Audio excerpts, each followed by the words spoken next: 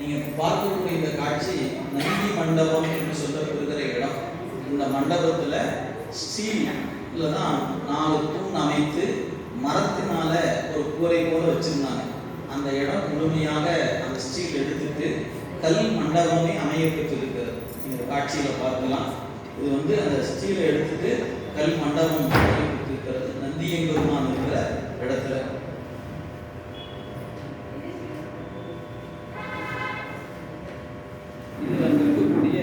கோயில் இருக்கக்கூடிய பெரும் பெரும் தூண்கள் இவையெல்லாம் கடற்பாறையில் ஆன தூண்கள். பழுதுபட்டு இருந்த நிலையில மணல், சுண்ணாம்பு, வெல்லம், கடுக்காய் இந்த 4 கலவை கொண்டு அந்த தூண்கள் புதிய வடிவம் பெற்றிருக்கிற காட்சி. இந்த தூண்கள்லாம் புதிய 240 தூண்கள். இது போல தூண்கள் 240 தூண்கள். சிறிய தூண்கள் 82 தூண்கள்.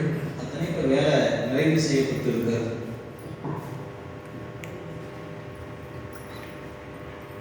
பார்த்தீங்கன்னா அம்மையினுடைய சன்னதிக்கு முன்பாக, அதாவது ராவணன் திருமணம் நடைபெற்ற இடம் என்று சொல்லக்கூடிய அந்த திருமணம் நடந்த அரங்குக்கும் அம்மை சன்னதிக்கு இடையே ஒரு தகர செட்டு தான் போட்டு வச்சிருந்தாங்க. அந்த தகரத்தை எடுத்துட்டு கருங்கல் மண்டபமாகவே போடப்பட்டிருக்கிறது.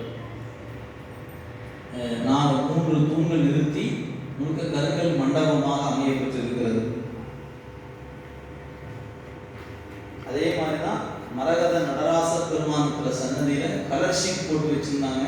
அதை எடுத்துட்டு இப்போ இங்க கருங்கல் மண்டபம் அமைய பெற்றிருக்கிறது.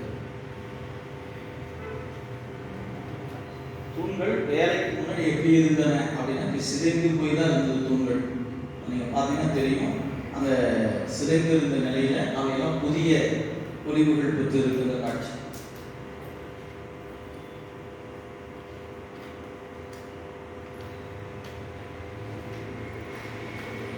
இங்க மாணிக்கவாசக பெருமானுக்கு சன்னதி உண்டு. அந்த குளத்துல பார்த்தீங்கன்னா இந்த மாதிரி ஒரு டூம் ஒன்று இருக்கும்.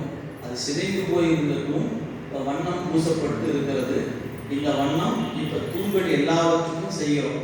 இது எப்படி இருக்கும் அப்படின்னா இங்கே ராமேஸ்வரத்தில் பார்த்தது போல இருக்கும். நீங்கள் இப்போ நாம் செய்த தூணில் ஒரு தூணுடைய புகைப்படம், இந்த வண்ணப்பூச்சி ஒரு தூணினுடைய புகைப்படம். இது செய்து முடித்த எப்படி இருக்கும் அப்படின்னு கேட்டால் இது போல இருக்கும்.